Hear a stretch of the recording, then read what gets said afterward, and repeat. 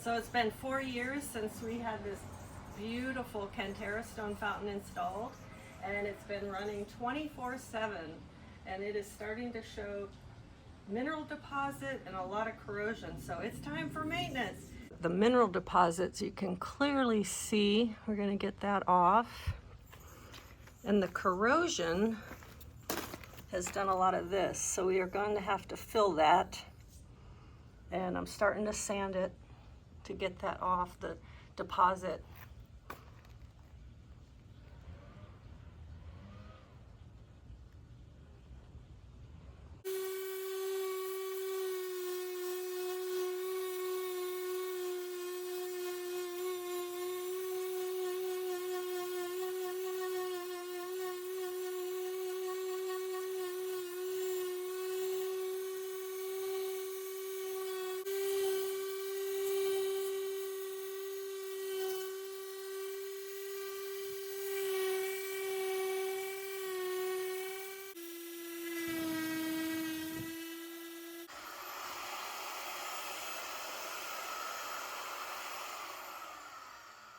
Rules are the rules.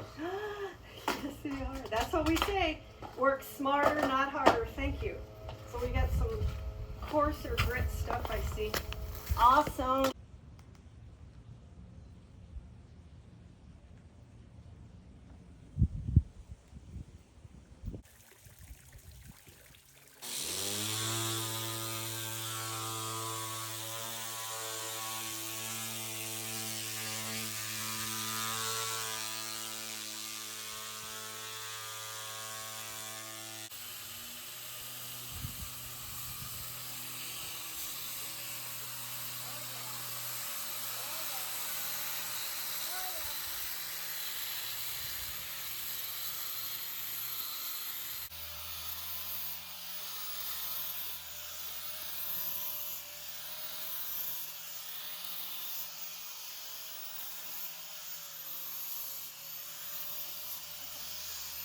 So this sandpaper disc seems to work really well for the rock.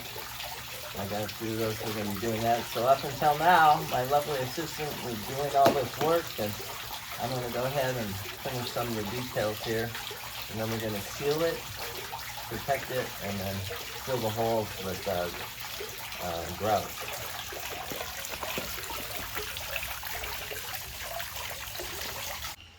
That looks really good. So did you use the same one? The same sander for all of that? Yeah. So now grout on all the, you got it really good on the base. That was the hardest part when I was working on it. Wow. Little tricky thing about Cantera stone is there's soft spots and harder spots. So keeping a consistent sand, that was challenging for me. But you evened it out really nice.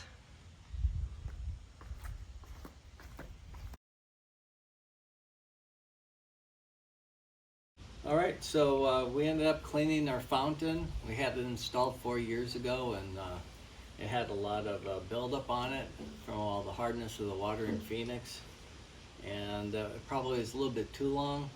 Definitely. So we tried a lot of different things to clean it. We had a sanding pad that was made for marble, but that flew off and we got hurt.